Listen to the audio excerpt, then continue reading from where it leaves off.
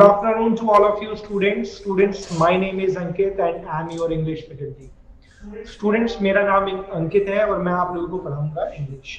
Students, जैसे कि आप जानते हैं इस बार जो है आप लोगों को एक CUET एग्जाम देना है अपना एडमिशन लेने के लिए यूनिवर्सिटीज में, और बहुत सारी यूनिवर्सिटी के लिए आप जो है इस एंट्रेंस एग्जाम को दे सकते हैं. तो स्टूडेंट्स, आप लोगों को मैं पढ़ाने वाला हूँ लैंग्वेज, और लैंग्वेज में भी मैं आपको पढ़ाने वाला हूँ इंग्लिश. और जैसे कि आपको पता है कि आप more than one language select कर सकते हैं अपने एग्जाम के लिए, और आपका एग्जाम जो है वो 3 स्लॉट्स में होगा, यानी पेपर 1, पेपर 2 और पेपर 3. तो आज हम सीखने वाले हैं पेपर 1 में लैंग्वेज, और कौन सी लैंग्वेज सीखेंगे आप? इंग्लिश. तो चलो सबसे पहले स्टूडेंट्स देखते हैं इसका पैटर्न क्या है एग्जाम का. स्टूडेंट, सबसे पहली बात तो ये जो हमारा जो ये क्वेश्चन पेपर है CUET का लैंग्वेज का इंग्लिश का, ये हमारा कंप्यूटर बेस्ड एग्जाम होगा. यानी जो आपको जो है कि कॉपी पे लिखना नहीं है कुछ भी, आपको सीधा ऑब्जेक्टिव टाइप क्वेश्चंस मिलेंगे कंप्यूटर में. आपको बस सही ऑप्शन को सेलेक्ट करना है, ठीक है. आपका डिस्क्रिप्टिव एग्जाम नहीं है, ऑब्जेक्टिव एग्जाम है कंप्यूटर बेस्ड. और कितने क्वेश्चंस आएंगे स्टूडेंट्स आपको एग्जाम में देखने के लिए मिलेंगे इंग्लिश लैंग्वेज के 50 क्वेश्चंस, और आउट ऑफ 50 क्वेश्चंस जो है स्टूडेंट्स आपको 40 क्वेश्चंस को अटेम्प्ट करना है, ठीक है. यानी देखो ये कितनी अच्छी बात है भाई. मान लिया आप 10 क्वेश्चंस के लिए श्योर नहीं है, you are not sure, so you can leave all those questions. आप इन क्वेश्चंस के लिए कॉन्फिडेंट है, बस आप उन्हीं को अटेम्प्ट करो, ठीक है. और स्टूडेंट्स होगा क्या, आपको इन क्वेश्चंस को अटेम्प्ट करने के लिए टोटल कितनी मिनट्स मिलेंगी? 45 मिनट्स मिलेंगे भाई. 40 क्वेश्चंस करने आउट ऑफ 50, और कितने मिनट्स मिलेंगे इसके लिए? 45 क्वेश्चंस मिलेंगे. और हमारा टेस्ट जो है वो कंप्यूटर बेस्ड टेस्ट होगा. और सारे के सारे क्वेश्चन आपको कैसे मिलेंगे बेटा? ऑब्जेक्टिव टाइप क्वेश्चंस मिलेंगे. यानी क्वेश्चन लिखा होगा और उस क्वेश्चन के 4 आंसर लिखे होंगे, और आपको 4 ऑप्शंस लिखे होंगे. आपको इन 4 में से एक सही ऑप्शन को सिलेक्ट करना है जो भी इस क्वेश्चन का आंसर है, ठीक है ना. 40 क्वेश्चंस अटेम्प्ट करना आउट ऑफ 50, और मिनट्स कितने हैं भाई? 45, ठीक है. इतना सबको क्लियर हो गया. और आएगा वही सब जो कि आपने अपने 11th या 12th क्लास में पढ़ा है, हर एक सब्जेक्ट, ठीक है. जैसे कि आपने इंग्लिश में जो भी बेसिक ग्रामर पढ़ी है या फिर जो भी आपने कुछ पढ़ा है, उसी में से कुछ ना कुछ वो पूछ लेगा. कुछ अलग से कुछ आपका यहाँ पे आने वाला नहीं है ना. चलिए अब देखते हैं जरा किस टाइप का हमारा पिछले साल का पेपर रहा और कैसा इस बार जो है पेपर हमारा आने वाला है. तो स्टूडेंट, सबसे पहले तो मैं आप लोगों को एक बात बता दूं कि सबसे इंपॉर्टेंट चीज पिछली बार के एग्जाम में क्या थी. देखो, सबसे ज्यादा पूछे गए थे स्टूडेंट्स 15 मार्क्स की, है ना. आउट ऑफ 50 क्वेश्चंस 15 मार्क्स के पूछे गए थे स्टूडेंट्स. क्या? Reading comprehension. Students, reading comprehension का मतलब क्या है? स्टूडेंट्स, रीडिंग कॉम्प्रिहेंशन का मतलब है अनसीन पैसेज. यानी आपको एग्जामिनर एक पैसेज दे देगा, एक लेंथी सा थोड़ा पैसेज दे देगा, और उस पैसेज के मैक्सिमम वर्ड्स कितने रहेंगे बच्चों? या तो 300 वर्ड रहेंगे या 350 वर्ड्स रहेंगे. और आपको ये अनसीन पैसेज देगा, जो पैसेज आप तक आपने नहीं पढ़ा. आपको क्या करना है, इस पैसेज में जो भी इंफॉर्मेशन दी हुई है, इस इंफॉर्मेशन के अकॉर्डिंग आपको कुछ क्वेश्चंस जो वो पूछेगा आपको उनको आंसर करना है. यानी अनसीन पैसेज है, उसको रीड आउट करना है और उन क्वेश्चंस को आंसर करना है जो कि इस पैसेज के ऊपर बेस्ड है. और कितने टाइप के पैसेजेस मिलेंगे आपको स्टूडेंट्स? 3 टाइप के पैसेजेस मिलेंगे. स्टूडेंट, सबसे पहला होगा फैक्चुअल पैसेज, दूसरा होगा नैरेटिव, और तीसरा होगा लिटरेरी. भाई फैक्चुअल पैसेज यानी ऐसा पैसेज जो रियल है, जो कि फैक्ट बेस्ड होगा. यानी उस पैसेज में, उस अनसीन पैसेज में आपको फैक्ट मिलेंगे, है ना. जो रियल फैक्ट्स है वो आपको मिलेंगे. आपको उन फैक्ट्स को पढ़ना है और क्वेश्चंस को आंसर करना है. बेटा दूसरा मिलेगा आपको नैरेटिव. नैरेटिव बेस्ड यानी स्टोरी बेस्ड पैसेज. यानी इसमें कोई पर्सन होगा और आपको वो एक कहानी सुना रहा होगा, किसी स्टोरी को सुना रहा होगा आपको. वो किसी ट्रू इवेंट के ऊपर बेस्ड हो सकती है, कोई हाइपोथेटिकल स्टोरी हो सकती है, वो सुना रहा होगा. आपको इस स्टोरी पे बेस्ड क्वेश्चंस को आंसर करना है. स्टूडेंट, तीसरा है लिटरेरी बेस्ड. लिटरेरी बेस्ड यानी जो भी कोई आपकी कोई नोवेल है, कोई कहानी है जो कि आपने लिटरेचर में पहले से पढ़ी है या फिर आपने नहीं पढ़ी है, यानी जो भी कोई नोवेल वगैरह या बुक वगैरह से स्टोरी सीधा उठ के आएगी और आपको पैसेज में मिलेगी. इस स्टोरी के अकॉर्डिंग आपको क्वेश्चंस को आंसर. तो स्टूडेंट्स 3 टाइप के बेस्ट होंगे, फैक्चुअल, नरेटिव और लिटरेरी, है ना। और देखो सबसे ज्यादा वेटेज रीडिंग कॉम्प्रिहेंशन का ही है। और एक अच्छी बात यह है बच्चों, रीडिंग कॉम्प्रिहेंशन के क्वेश्चंस को सॉल्व करने के लिए आपको किसी एक्स्ट्रा नॉलेज की जरूरत नहीं है, केवल आपको पढ़ना है और क्वेश्चंस को आंसर करना है, ठीक है ना। बस लेकिन फिर भी इन रीडिंग कॉम्प्रिहेंशन के क्वेश्चंस को जो है अटेम्प्ट करने का एक तरीका है, स्पीड के साथ कैसे इन क्वेश्चंस को अटेम्प्ट किया जाए। और साथ ही जो क्वेश्चन थोड़े से ज्यादा मुश्किल आएंगे जिसमें हम टाइम वेस्ट न करें, मैं आपको ये भी बताऊंगा कैसे हमें उन क्वेश्चंस को लीव कर देना है, क्योंकि आप जानते हैं अल्टीमेटली 10 क्वेश्चंस तो हमें छोड़नी है जिनके लिए हम कॉन्फिडेंट नहीं, तो हम उन्हीं क्वेश्चंस को अटेम्प्ट करेंगे जिनमें हम कॉन्फिडेंट हैं, है ना। और पिछली बार पेपर आसान आया था, इजी आया था, आप ज्यादातर सभी क्वेश्चंस को कर सकते हैं, आराम से हो जाएंगे, ठीक है। और बच्चों आगे बढ़ते हैं। बच्चों दूसरा क्वेश्चन आएगा आपकी वर्बल एबिलिटी के ऊपर बेस्ड। वर्बल एबिलिटी में क्या क्या आते हैं भाई? वर्बल एबिलिटी में आपके आते हैं एक तो क्या, वर्बल एबिलिटी में बच्चों एक तो आपके आते हैं स्पॉटिंग एरर्स, कोटिंग एरर्स आते हैं बच्चों आपके, है ना, ठीक है। देखो मैं आपको दिखाता हूँ स्पॉटिंग एरर्स कैसे होते हैं। देखो आपके एग्जामिनर क्या करेगा, ऐसे आपको एक इस तरीके से दे देगा, है ना, एक सेंटेंस दे देगा और उसको 4 पार्ट्स में डिवाइड कर देगा इस तरीके से, और कहेगा बताओ इन 4 में से कौन से पार्ट में एरर है। तो जो उनसे भी पार्ट में एरर है आपको ग्रामेटिकली देखना है कौन से पार्ट में एरर है और उसी पार्ट को टिक कर देना है। जैसे कि मैंने एक तो ये सेंटेंस लिख रखा है यहाँ पे और एक ये वाला सेंटेंस हो जाती है, हम अभी ने सॉल्व करेंगे, है ना। पहले मैं आपको एक बार थोड़ा सा पैटर्न के बारे में बता दूं बच्चों। दूसरा इसमें आ सकता है क्या आपका, इसमें आ सकते हैं क्या फ्रेज रिप्लेसमेंट। भाई फ्रेज रिप्लेसमेंट क्या है बच्चों? फ्रेज रिप्लेसमेंट क्या है भाई? एक वो सेंटेंस दे देगा और सेंटेंस देने के बाद में सेंटेंस के किसी एक पार्ट को अंडरलाइन कर देगा और इस अंडरलाइन पार्ट को रिप्लेस करने के लिए 4 ऑप्शंस देगा। अगर आपको ऐसा लगता है अंडरलाइन पार्ट सही है, जो जिस पार्ट को अंडरलाइन किया है, तो आपको नो इंप्रूवमेंट पे टिक करना है। वरना आपको लगता है इसमें इंप्रूवमेंट की जरूरत है तो जो 3 ऑप्शंस देगा जो आपको सही लगे आप इसी को सिलेक्ट कर सकते हो, ठीक है ना। तो इस तरीके से। और तीसरा होता है बेटा फिलर्स। फिलर्स में क्या होगा, वो एक सेंटेंस दे देगा और उसमें बीच में एक ब्लैंक दे देगा। अब इस ब्लैंक में आपको सही ऑप्शन को फिल करना है, इसके लिए आपको 3 ऑप्शंस देंगे। तो जो भी ऑप्शन आपको सही लगे ग्रामेटिकली कॉन्टेक्चुअली उसको आप फिल कर सकते हैं। तो ये हमारा वर्बल एबिलिटी। अब आते हैं बच्चों थर्ड पार्ट।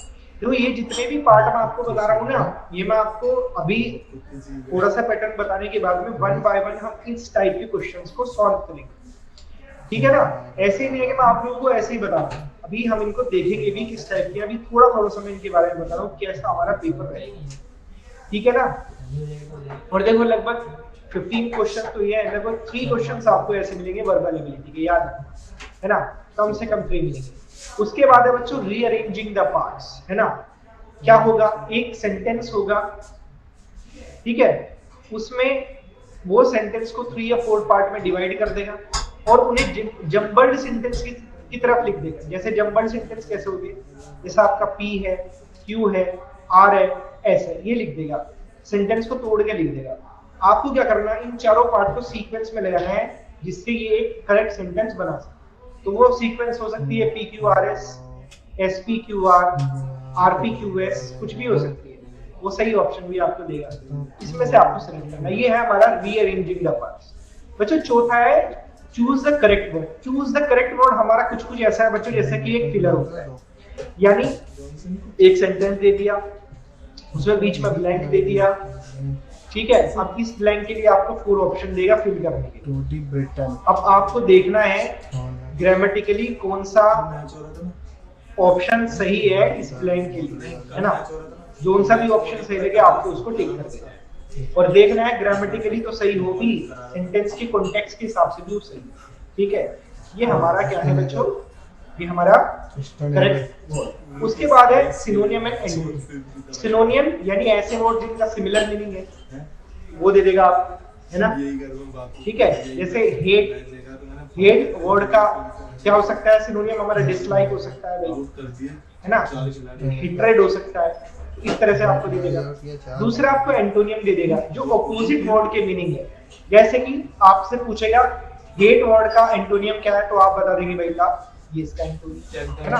तो बेटा ऐसे ही आपको 3 3 4 4 क्वेश्चंस करके हर एक पार्ट में से वो देंगे, ठीक है। 4 भी हो सकते हैं, इनके 5 भी हो सकते हैं।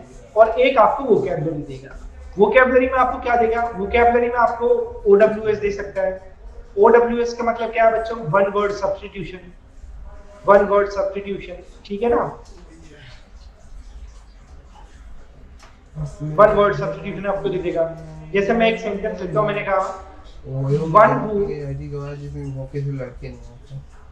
One who believes in God, यानी कोई भी ऐसा पर्सन जो कि भगवान में विश्वास करता है, ईश्वर में विश्वास रखता है, उसको क्या कहते हैं? तो जो भी कोई पर्सन भगवान में विश्वास रखता है बच्चों, उसको कहते हैं हम क्या? थीस्ट, ठीक है ना, थीस्ट। तो आपको 4 ऑप्शन दे देगा, एक सेंटेंस दे देगा और आपको इस लाइन के लिए एक वर्ड को सिलेक्ट करना है ना। तो ये वन वर्ड सब्स्टिट्यूशन है। या फिर आपको ईडियम एंड फ्रेजेस दे देगा, वो ईडियम एंड फ्रेजेस, ठीक है ना। जैसे कि मैं एक ईडियम लिखता हूं यहाँ पे बच्चों, एक ईडियम हमारे पास में क्या? Add fuel to fire, add fuel to fire. Add fuel to fire का मीनिंग क्या है? आग में घी डालना, यानी किसी जो कोई लड़ाई हो गई है उसको और ज्यादा एस्केलेट कर देना, उसको और ज्यादा बढ़ा देना, उसी को हम कहते हैं ऐड फ्यूल टू फायर, ठीक है ना बच्चों। इस तरीके से आपको एग्जामिनर कुल मिला के देने वाला है, ठीक है। तो ये भी आपको 4 से 5 मार्क्स पे मिल सकता है। तो टोटल आपके वेटेज बैठेगा 50 मार्क्स का। और आपको कितने क्वेश्चन को सिलेक्ट करना है? कितने क्वेश्चन करने हैं आपको? 40। और देखो आउट ऑफ 50 40 क्वेश्चन है और हर एक सही क्वेश्चन को करने के लिए आपको +5 मार्क्स मिलेंगे और गलत करने के लिए आपका 1 मार्क जो है वो डिडक्ट होगा। अब देखो ये कहने के लिए 1 मार्क डिडक्ट होगा, लेकिन डिडक्ट कैसे होगा? भले एक क्वेश्चन है आपने गलत कर दिया तो 5 नंबर तो वही गए और -1 और घटेगा। तो टोटल आपके एक क्वेश्चन गलत होने पे कितने मार्क डिडक्ट होंगे? 6, है ना। और सही होने पे कितना मिलेगा आपको? 5 नंबर आपको मिलेगा, ठीक है बच्चों। तो ये है हमारा टोटल एग्जाम का पैटर्न। 15 नंबर के reading comprehension, antonym, synonyms, grammar, है ना, ये सब आपको मिलेंगे। चलो अब इस पेपर को करने की जरा स्ट्रेटजी देखते हैं। इस पेपर को करने की भाई स्ट्रेटजी क्या है, फिर हम 1 बाय 1 देखेंगे कैसे क्वेश्चन पिछले साल लगभग पूछे गए। तो बेटा आपका पेपर लगभग 3 पार्ट्स में डिवाइडेड है। आपको एग्जामिनर जो है वो 3 तरीके से चेक करना चाहता है। सबसे पहला है रीडिंग। सबसे पहले वो आपको आपकी रीडिंग एबिलिटी को देखना चाह रहा है, इसीलिए कम से कम वो आपको 15 मार्क्स के आरसी या फिर रीडिंग कॉम्प्रिहेंशन दे सकता है, पिछली बार जैसे क्वेश्चन दिए। साथ ही बच्चों मैं आपको बताऊं तो वो आपको क्लोज टेस्ट भी दे सकता है। और मैं आपको छोटी सी बात बताऊं, जो इन्होंने रीअरेंजमेंट दे रखा है वो भी इसी का ही पार्ट है। अगर आपकी रीडिंग बढ़िया है, आप एक सेंटेंस का मीनिंग समझ पा रहे हैं, उसको कॉम्प्रिहेंड कर पा रहे हैं, तो आराम से आप रीडिंग कॉम्प्रिहेंशन या क्लोज टेस्ट या रीअरेंजमेंट के क्वेश्चंस को कर लेंगे, है ना। बेसिकली आपकी रीडिंग के ऊपर बेस्ड है, आपको अलग से इसमें कुछ भी करने की जरूरत नहीं है। लेकिन फिर भी मैं आप लोगों को एक चीज बता देता हूँ, जो रीडिंग कॉम्प्रिहेंशन है जनरली वो हमारे न्यूज़पेपर से सीधा उठ के आते हैं कई बार, है ना। कई बार बुक से भी उठ के आते हैं, कई बार न्यूज़पेपर से भी उठ के आते हैं, है ना। तो रीडिंग बेसिकली क्या है, रीडिंग को करने का तरीका क्या है? ये रीडिंग को करने का तरीका यही है बच्चों कि आप रोजाना क्या करें, आप रोजाना 20 मिनट्स रीडिंग करें। आप कुछ भी चीज रीड करें, सीधी सी बात है, whatever you want to read just read. आप जो भी कुछ रीड करोगे आपकी लैंग्वेज के प्रति जो है वो आपकी समझ बढ़ेगी, आपकी जो एबिलिटीज है वो बढ़ेंगी और आप लैंग्वेज को समझ पाओगे, है ना, कहना क्या चाहते हैं, ठीक है। तो इसीलिए रीडिंग जो है वो बड़ी इंपॉर्टेंट है। अगर आपकी रीडिंग अच्छी है तो आराम से आप चाहे रीडिंग कॉम्प्रिहेंशन हो, चाहे क्लोज टेस्ट हो, चाहे अरेंजमेंट हो, आप उन्हें आराम से सॉल्व कर सकते हैं। What is the key behind solving these questions is to do reading for everyday for 20 minutes, ठीक है।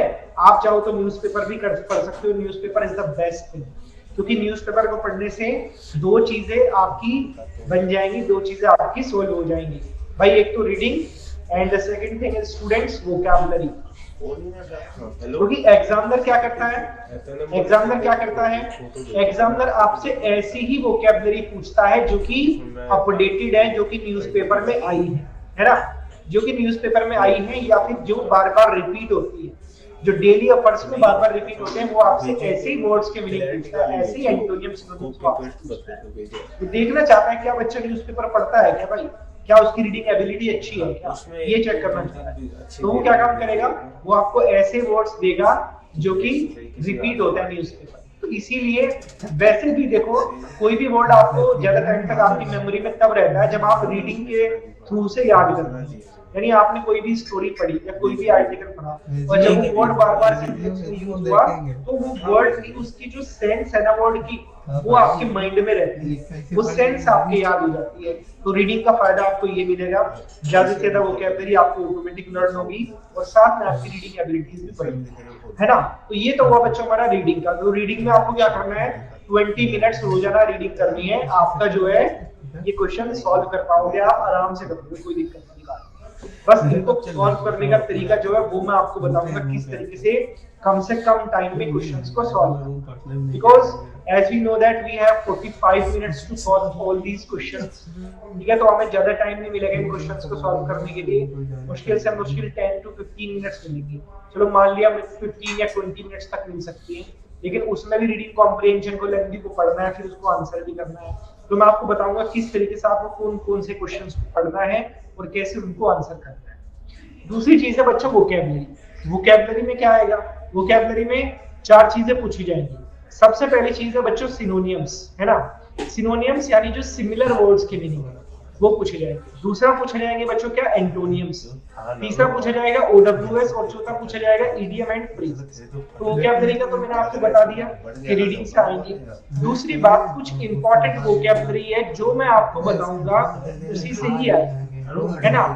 ज्यादा टफ भी नहीं पूछेगा और ज्यादा इजी भी नहीं पूछेगा, है ना। जो वोकैबुलरी ज्यादातर रिपीट होती है, जो जनरली एग्जाम में पूछी जाती है, वही पूछने वाला। तो वोकैबुलरी में आपको क्लास में पढ़ाऊंगा, कई सारी इसकी क्लासेस दूंगा आपकी और आपको करने के लिए भी दूंगा, तो उसी में से वोकैबुलरी आ जाएगी, कोई बड़ी बात नहीं। और तीसरी चीज है बच्चों हमारे पास में क्या, ग्रामर। और आपको ट्रिक भी बताऊंगा कैसे हम वोकैबुलरी को लर्न करें। अब तीसरी चीज है ग्रामर। ग्रामर में क्या करने की जरूरत है, ग्रामर में आपको करने की जरूरत है जो हमारे 8 पार्ट्स ऑफ स्पीच है वो सभी के सभी, इन सबको भी मैं आपको क्लास में पढ़ाऊंगा। जैसे कि हमारा नाउन है, जैसा कि बच्चों हमारा प्रोनाउन है, जैसे कि हमारा क्या है बच्चों एडजेक्टिव है, चौथा क्या है बच्चों हमारा एडवर्ब है, पांचवा क्या है बच्चों हमारा वर्ब है, हमारा कंजंक्शन है, हमारा क्या है बच्चों प्रेपोजिशन है, और एक हमारा इंटरजेक्शन। इसके अलावा आपको वॉइस पढ़ना है, डायरेक्ट इनडायरेक्ट बहुत इजी आएंगे 2 मार्क्स के, और एक आपके आएंगे डायरेक्ट इनडायरेक्ट यानी कि आपके नरेशन, ये भी मैं आपको क्लास में करूंगा। ये बहुत इजी है, जब जितनी भी ग्रामर आएगी ना बहुत इजी आएगी, जो मैं कराऊंगा आराम से, इसके बाद बिल्कुल कुछ नहीं आएगा ग्रामर में। तो की बात बेसिक ग्रामर पूछेगा जो बहुत ही बेसिक है, जो मोटा बच्चे को आनी चाहिए, है ना, वो पूछने वाला है यहाँ, ठीक है। और इसके अलावा अगर हम करेंगे तो एक चीज और पढ़ेंगे बच्चों, फिगर ऑफ स्पीच, है ना। Figure of speech, figure of speech समझते हो, यानी ऐसा कोई भी इंस्ट्रूमेंट जो भी लैंग्वेज को बहुत सुंदर बना देता है ना। जैसे कि मैं एक सेंटेंस लिखता हूं, मैंने कहा love is a bitter sweet, love is a bitter sweet, है ना। तो लव एक कैसी मिठाई है, बिटर यानी कड़वी मिठाई, यानी हमने 2 ऑपोजिट वर्ड्स का यूज कर लिया यहाँ पे। तो यहाँ पर हमने फिगर ऑफ स्पीच का यूज कर लिया, समझे मेरी बात को, है ना। तो इस तरीके से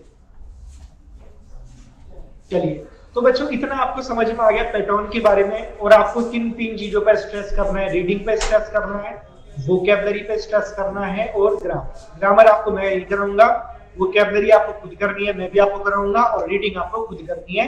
बाकी इनको सॉल्व करने का तरीका जो है वो मैं आपको बताऊंगा कैसे।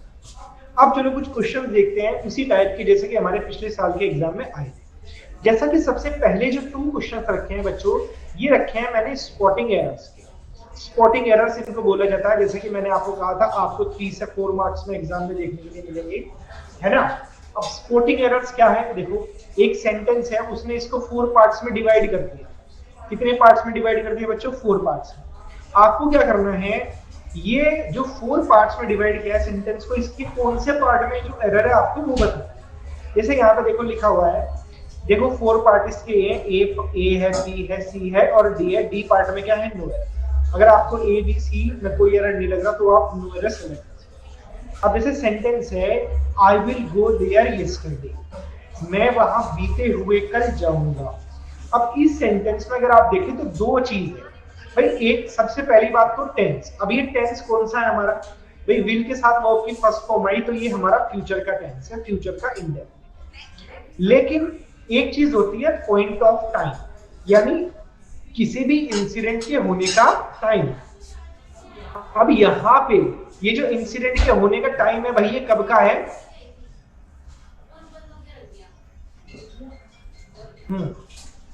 तो मैं आप लोगों से ये कह रहा हूं, यहां पे इस सेंटेंस में हमारा ये इंसिडेंट के होने का टाइम कब का है? पॉइंट ऑफ टाइम, घटना की घटित होने का टाइम कब का है? पास्ट का, यस्टरडे यानी कि बीता हुआ था। अब आप बताओ क्या ऐसा हो सकता है क्या सेंटेंस का जो एक्शन है का टाइम है वो तो पास्ट में, और एक्शन अभी हुआ नहीं, एक्शन अभी फ्यूचर में होगा, है कि नहीं? ऐसा तो नहीं हो सकता ना भाई। किसी एक्शन के होने का टाइम तो पास्ट का है, लेकिन एक्शन होगा कब? फ्यूचर में। भाई एक्शन का होने का टाइम पास्ट का है तो इसका मतलब तो यह है कि वो एक्शन कंप्लीट होगा कि नहीं, या फिर सेंटेंस का जो टाइम है वो फ्यूचर का है तो अभी फ्यूचर में होगा, और प्रेजेंट का तो प्रेजेंट में होगा। यानी एक सेंटेंस का टेंस और इंसिडेंट का पॉइंट ऑफ टाइम अलग अलग नहीं हो सकता। आपको या तो सेंटेंस के टेंस को चेंज करना पड़ेगा या पॉइंट ऑफ टाइम को, दोनों को आपको सेम टाइम करना पड़ेगा। जैसा टाइम वैसा ही आपको टेंस लेना पड़ेगा। प्रेजेंट का पॉइंट ऑफ टाइम है तो प्रेजेंट का पॉइंट ऑफ टाइम, पास्ट का है तो पास्ट का पॉइंट ऑफ टाइम, फ्यूचर का है तो फ्यूचर का पॉइंट ऑफ टाइम। ठीक है ना? अब ये क्योंकि पास्ट का है, अब देखो कुछ बच्चे कहेंगे सर हम एक काम करेंगे, हम तो टेंस को चेंज कर देंगे, पॉइंट ऑफ टाइम को चेंज नहीं करेंगे। लेकिन बच्चों इंग्लिश में कभी भी ऐसा नहीं होता, इंग्लिश ग्रामर है। आप अच्छा आप ही बताओ क्या कभी आप टाइम को चेंज कर सकते हो क्या? बच्चों आप कभी भी टाइम को चेंज नहीं कर सकते, याद रखना। आपको टाइम के हिसाब से खुद के एक्शन को चेंज करना पड़ेगा, समझे मेरी बात को? तो यानी कि पॉइंट ऑफ टाइम चेंज नहीं होगा, एक्शन चेंज होगा। तो अब एक्शन का होने का टाइम तो पास्ट है, यानी कि एक्शन ये हो चुका। आप ये नहीं कहोगे मैं बीते हुए कल वहां जाऊंगा, आप कहोगे मैं बीते हुए कल वहां गया था। यानी इस पार्ट में एरर है, बी पार्ट। आपको विल गो को हटाना है और इसकी जगह वर्ब की सेकंड फॉर्म फ्यूचर इंडेफिनिट की जगह पास्ट इंडेफिनिट बनना। आप देखोगे आई वेंट देयर। चलिए ऐसे ही एक अलग अगला सेंटेंस है हमारा, लिखा है शी केम टुमारो। अब केम वर्ब की कौन सी फॉर्म है? सेकंड, यानी सेंटेंस फिर से पास्ट इंडेफिनिट, यानी सेंटेंस का मतलब है वह आई थी, लेकिन कब आई थी? आने वाले कल। यानी इंसिडेंट हमारा पास्ट में हुआ, लेकिन इस इंसिडेंट को होने का जो पॉइंट ऑफ टाइम है वो कब का है? हमारा पॉइंट ऑफ टाइम है बच्चों कब का? हमारा फ्यूचर का। तो भाई गड़बड़ वाली बात है कि नहीं? पॉइंट ऑफ टाइम और इंसिडेंट के होना एक ही उसमें होना चाहिए नहीं, टाइम में। अब ये फ्यूचर में है तो इससे भी फ्यूचर में ही बना, यानी वो अभी आए नहीं बल्कि वो आने वाले कल आएगी। तो कौन से पार्ट में मिस्टेक है? बी। आप शी केम ना लिखे, लिखोगे बच्चों शी विल कम टुमारो, ऐसे तुम इसको सही करो। ठीक है, चलो आगे चलते हैं यहाँ। तो ये तो बच्चों हो गई हमारे स्पोर्टिंग एरर। अब ये जो दो है ना बच्चों, ये वाले हमारे हैं फिलर्स। क्या कहते हैं इन्हें? इन्हें बोलते हैं बच्चों हम फिलर्स। देखो एक पूरे सेंटेंस में एक इसने ब्लैंक दे दिया, और इस ब्लैंक को फिल करने के लिए आपको दे दिए 4 ऑप्शन। आपको इन 4 ऑप्शंस में से जो करेक्ट ऑप्शन है बच्चों आपको उसको चूज करना है ना? हमारा छोटे भाई दिल से जो करेक्ट ऑप्शन है उसको चूज करना। अब देखो सेंटेंस क्या है? सेंटेंस है one requires great to teach and handle little children who are restless. यानी एक जो कोई पर्सन है उसको चाहिए कुछ पढ़ाने के लिए, और जो छोटे बच्चे हैं बहुत ही उनको हैंडल करने के लिए। छोटे बच्चे ऐसे जो रेस्टलेस होते हैं, जो बेचैन होते हैं। तो देखो अब यहाँ पे तुम्हें ये देखना कि सेंटेंस के कॉन्टेक्स्ट के हिसाब से इनमें से कौन सा सही है, और साथ ही आपको ये भी देखना कि ग्रामेटिकली भी सही हो। अब चूंकि मुझे पता लग रहा है वन तो सब्जेक्ट है हमारा, रिक्वायर्स वर्ब है, ग्रेट एडजेक्टिव है, और इसके बाद भैया हमें क्या चाहिए? नाउन। और ये चलो हमारे नाउन ही है, पेशेंस, डिटर्मिनेशन। अब बच्चों को पढ़ाने के लिए क्या चाहिए? डिटर्मिनेशन, पक्का इरादा, एटीट्यूड, यानी एक तरह से आपका एटीट्यूड, ज्ञान नहीं। छोटे बच्चों को पढ़ाने के लिए सेंटेंस के कॉन्टेक्स्ट के हिसाब से देखें। जो बच्चे बेचैन हैं, अब छोटे बच्चे क्या करते हैं? इधर उधर भाग जाते हैं, तो मेन बात है वो आप उनसे तंग ना आके आप एक पेशेंस रखें और धैर्य रखें और आप उन्हें पढ़ाएं। तो क्या चाहिए बच्चों, सेंटेंस के कॉन्टेक्स्ट के हिसाब से कौन सा सही है यहाँ पे, पेशेंस।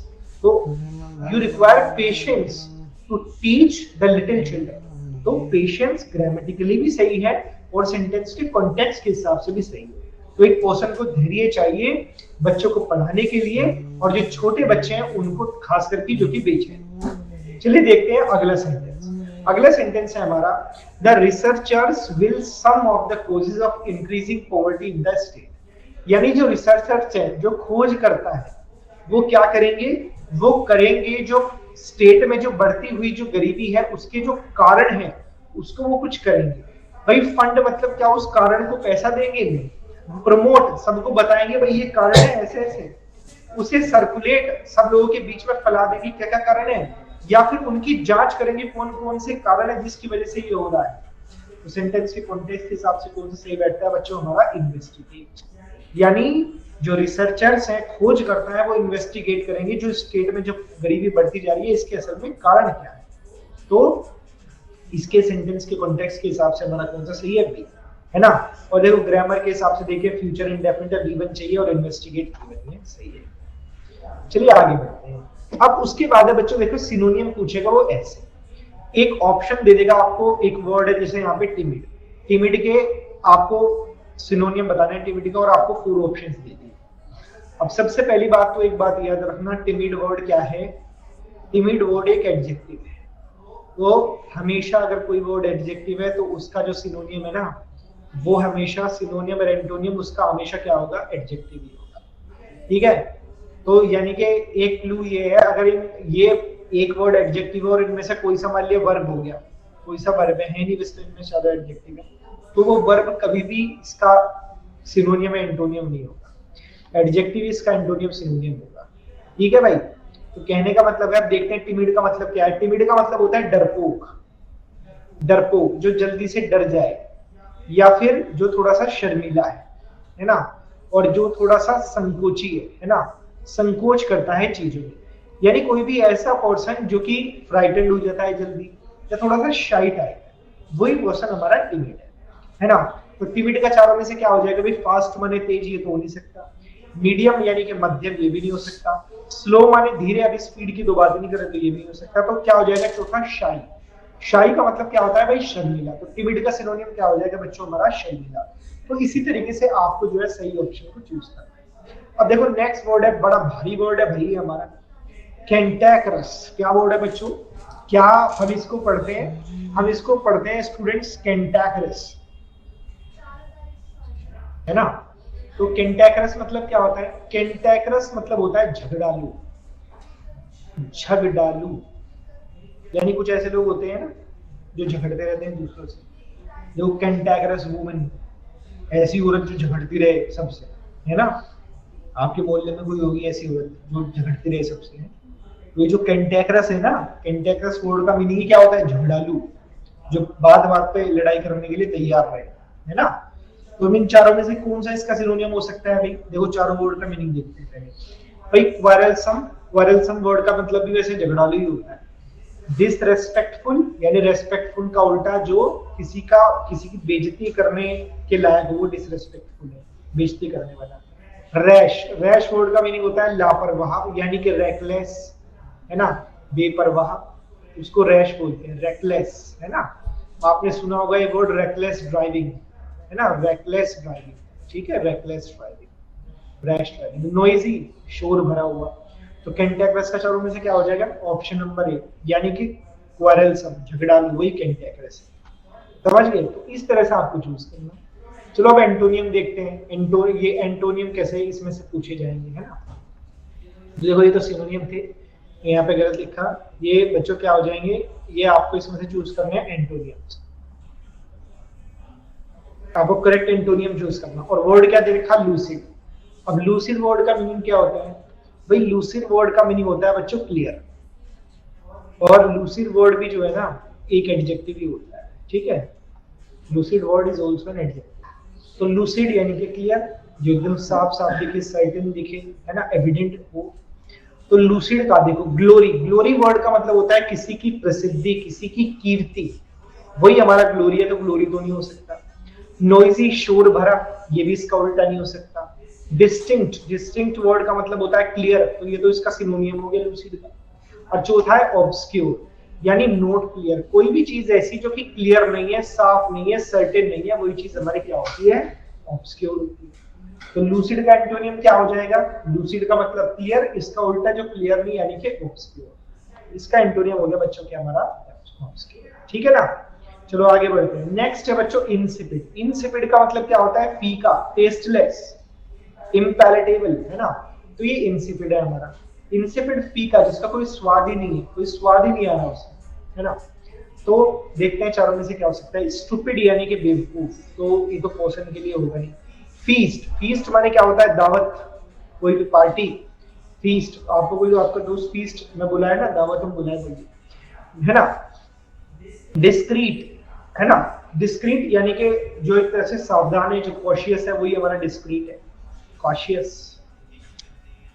वॉचफुल, है ना, विजिलेंट, सर्कमस्पेक्ट, ये सब डिस्क्रीट के हैं। अब टेस्टी यानी कि जो बहुत ही स्वाद देने वाली चीज है, बहुत ही पैलेटेबल है, वही टेस्टी है। इंसिपिड फीका, और उसका उल्टा जो स्वाद दे आपको, तो क्या हो जाएगा बच्चों, इसका हो जाएगा हमारे पास में क्या, टेस्टी। समझिए, तो इसका हम क्या लिख देंगे, टेस्टी। टेस्टी इसका उल्टा होता है इंसिपिड। चलिए, तो देखो भी ये बच्चों हमारा एंटोनियम, ये भी आपके एग्जाम में 3 पूछे जाएंगे, 3 या 4। चलिए नेक्स्ट देखते हैं। नेक्स्ट है बच्चों हमारे पास में वन वर्ड सब्स्टिट्यूशन बोलते हैं इसको, one word substitution. One word substitution का मतलब क्या है, देखो एक सेंटेंस दे देगा, a child born after the death of father, यानी एक बच्चा जो कि अपने पिता की मृत्यु के बाद पैदा हो, यानी उसके फादर की डेथ पहले हो जाए, बच्चा बाद में पैदा। ऐसे बच्चे को हम क्या कहते हैं बच्चों, ऐसे बालक को हम कहते हैं पोस्टथीमस, है ना, पोस्टथीमस। पोस्टथीमस का मतलब ही होता है मरणोपरांत, है ना। अब देखो, किसी को अगर कोई उसकी डेथ के बाद अवार्ड मिले तो उस अवार्ड को भी हम पोस्टथीमस ही कहते हैं, है ना। किसी ऑथर की कोई बुक रिलीज हो उसकी डेथ के बाद, तो वो बुक भी पोस्टथीमस होती है ना। तो ए चाइल्ड बोर्न, ये हमारा वन वर्ड है। इमेच्योर कौन है, जो पर्सन मैच्योर ही नहीं है, समझदार ही नहीं है। फादरलेस, कोई भी ऐसा पर्सन जिसके फादर नहीं है, या फिर उसके फादर भूल थे उसे। एफेमिनेट, एफेमिनेट कौन है, जो जिसके अंदर ऐसा कोई भी मेल जिसके अंदर औरताना गुण है, उस पर्सन को एफेमिनेट बोलते हैं। यानी कोई भी ऐसा पर्सन जिसके अंदर औरतोई गुण है, औरताना गुण है ना, वो एफेमिनेट है। चलो अगला बताओ क्या हो सकता है। A person who is hard to please, कोई भी ऐसा पर्सन जिसे खुश करना बड़ा मुश्किल है। उसने कहा मैं पनीर खाऊंगा तो मैं पनीर ही खाऊंगा, मुझे वहां जाना है तो मैं वहीं जाऊंगा, ऐसा ही पर्सन हमारा क्या होता है, इसको खुश करना मुश्किल। तो इसका क्या हो जाएगा, फास्टिडियस, है ना, बहुत फास्टिडियस, खुश करना बहुत मुश्किल है इसको। हिपोक्रेट, हिपोक्रेट कौन होता है, यानी जो कहे तो कुछ, दावा तो कुछ करे और वो करे कुछ, है ना, दो मुहा जिसको बोलते हैं ना, करे कुछ और बोले कुछ, वही हमारा हिपोक्रेट है ना। जैसे कि हमारे नेता बोलते कुछ है करते कुछ है ना। इनसेंसिबल, जिसके अंदर सेंस नहीं है वो इनसेंसिबल। और इगोइस्ट, यानी ऐसा पर्सन जो कि अहंकारी है, यानी जो पर्सन एरोगेंट है, वही हमारा क्या है, ईगोइस्ट, जिसके अंदर बहुत ईगो है। ईगो यानी कि आई, जिसके अंदर बहुत मैं है ना। तो बच्चों ये भी आपसे वन वर्ड सब्स्टिट्यूशन भी आपसे 2 से 3 पूछे जाएंगे एग्जाम में। अब देखो बात करते हैं रीअरेंजमेंट, ठीक है। रीअरेंजमेंट देखो, एक सेंटेंस है उसे 4 पार्ट्स में डिवाइड कर दिया, है ना। और देखो ये पार्ट तो सेंटेंस का अपनी जगह रह गई, क्योंकि ये पार्ट है हमारा सेंटेंस का सब्जेक्ट। अब बस जब तुम रीअरेंजमेंट करोगे एक बात याद रखना, पहले आएगा सब्जेक्ट हमेशा, फिर आएगी वर्ब और फिर आएगा ऑब्जेक्ट। बस इस फॉर्मेशन को याद रख लेना, बात बन जाएगी। या कहीं पर अगर 2 सेंटेंस भी जोड़ रखे हो तो एक बात याद रखना, 2 सेंटेंसेस को आपस में एक कंजंक्शन जोड़ती है ना। जैसे कि एंड एक कंजंक्शन है, जैसे कि और एक कंजंक्शन है, जैसे कि बिकॉज एक कंजंक्शन है, इस टाइप की चीजें। तो अब लिखा है द कॉमन मैन। अब कॉमन मैन सब्जेक्ट से तो चाहिए वर्ब। अब वर्ब तो चारों में से कौन से में दे रखी, एस में दे रखी है ना। तो जिसमें पहले एस आ रहा वही ऑप्शन है। अब क्योंकि भाई द कॉमन मैन के बाद इन तो आ नहीं सकता, पी तो आ नहीं सकता, तो पी का तो ऑप्शन ही खत्म है, तो पी तो हमारा बिल्कुल ही आंसर नहीं होने। अब यानी कि या तो हमारा आंसर सी है या हमारा आंसर है बी। अब देखो इतनी बात तो पता लगी, अब एस आ रहा है पी के बाद में, एस के बाद हमारा भाई क्या, क्यू। यानी the common man should play a more active role, यानी एक कॉमन आम आदमी को रोल प्ले करना चाहिए। कैसा एक्टिव रोल, किस चीज में, इन नर्चरिंग, यानी नर्चरिंग यानी पालन पोषण करने में, कम्युनल हार्मनी यानी आपसी जो भाईचारा है उसको बढ़ाने में एक आदमी को एक्टिव रोल प्ले करना चाहिए। यानी पहले आ रहा एस, फिर आ रहा क्यू, और फिर आ रहा है आपका बी, और बाद में आ रहा आपका, तो सही आपका क्या हो जाएगा, P Q, sorry S Q P R, ये आपका करेक्ट आंसर। तो इस तरह से आपको रीअरेंजमेंट को सही करना है। तो ये बेसिकली किस चीज के ऊपर बेस्ड है, रीडिंग के ऊपर। अगर आपको सेंटेंस सही आ रहा समझ में तो 101% आपका सही हो जाएगा। तो ये रीडिंग के ऊपर बेस्ड है। अब जैसे कि बच्चों एक हमारा ये है डॉक्टर, अब डॉक्टर का सब्जेक्ट है कि नहीं चारों में, अब इन चारों का आपको सीक्वेंस मिल रहा है दैट डॉक्टर। अब सब्जेक्ट के बाद तो तुम्हें वर्ब चाहिए, चारों में से वर्ब कौन से में दे रखी है, हमारी एस में दे रखी है। तो एस वाला ही सही है, या तो ए सही है या डी सही है, बी तो सही होने का, या तो बी और ना सही, क्योंकि पी दे रखा the doctor able to find out, ये तो गलत है। तो क्या देगा, the doctor has not been able, has been, been के बाद क्या आएगा, एबल टू। तो पी के बाद में आपका एस के बाद में क्या आएगा, P, able to find out. अब क्या नहीं पा सका वो, व्हाट हैज कॉज्ड, रीजन नहीं पा सका, व्हाट हैज कॉज्ड, और क्या चीज कॉज की, फूड पॉइजन। तो the doctor has not been able to find out what has caused the food poison. तो कौन सा हो गया इसका, पहले आया हमारा क्या, एस, फिर इसके बाद आया हमारा पी, फिर इसके बाद आया हमारा क्यू, और बाद में आ गया हमारा एस। तो चलो ये कौन सा सही है हमारा भाई, हमारा सही है एस पी क्यू आर। हाँ, एस पी क्यू आर हमारा एकदम सही है, बाकी सारे जो है वो हमारे हैं गलत। ठीक है, ये ऑप्शन। तो इस तरह से रीअरेंजमेंट मिलेंगे आपको, 3 से 4 मिलेंगे, ये भी एग्जाम में है ना, आसान है, कुछ नहीं है, सब हो जाएगा। और बच्चों लास्ट में आपको क्या मिलेगा, लास्ट में आपको एक, लास्ट में शुरुआत में मिलेंगे आपको कैसे रीडिंग कॉम्प्रिहेंशन, आपको ऐसे 3 रीडिंग कॉम्प्रिहेंशन। देखो ऐसे लेंथी रीडिंग कॉम्प्रिहेंशन होंगे, और आपको देखो 300 वर्ड्स हैं लगभग, यहाँ से लेके यहाँ तक, है ना। आपको इस रीडिंग कॉम्प्रिहेंशन को 1 को एक बार में पढ़ना है, नहीं समझ में आ रहा 2 बार पढ़ लो, लेकिन पढ़ो स्पीड के साथ, ताकि आपका कम से कम टाइम लगे। और बेसिकली मैंने क्या बताया था, इसकी की क्या है, इसकी की यही है कि आप ज्यादा से ज्यादा रीडिंग करो, क्योंकि जितनी ज्यादा बच्चों तुम रीडिंग करोगे ना, उतने ही ज्यादा जो है तुम्हारी रीडिंग की स्पीड जो है वो बढ़ेगी। और स्पीड के साथ साथ तुम स्पीड के साथ साथ उसे समझ में भी आना तुम्हें शुरू होगा। और देखो एग्जाम में तुम्हारे पास 45 मिनट्स ही, इतना भी टाइम नहीं है कि तुम इसे बहुत ज्यादा आराम से पढ़ सको। तो उसका तरीका क्या है, आपको एग्जाम से पहले स्पीड टेस्ट देनी है। स्पीड टेस्ट में आपको पता लग जाएगा आपको कितना पढ़ना है और कैसे पढ़ना है और कितने कम टाइम में पढ़ना है। ठीक है, तो ये हमारा रीडिंग कॉम्प्रिहेंशन है। अब देखो आपको ऐसे क्वेश्चन मिलेंगे, द अबव पैसेज इज, अब इसके 4 ऑप्शन है। अब आपको इसमें 5 क्वेश्चंस मिलेंगे हर एक रीडिंग कॉम्प्रिहेंशन से, है ना। देखो मैंने 7 क्वेश्चंस रखे हुए हैं।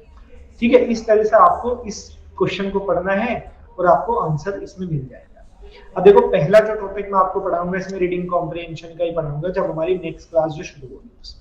आज तो चूंकि हमारी डेमो क्लास है, ठीक है। और सबसे लास्ट में बच्चों आपको इस बार क्लोज टेस्ट होता है ये वाला हमारा, आपको इस तरीके का क्लोज टेस्ट भी मिल सकता है एग्जाम, है ना।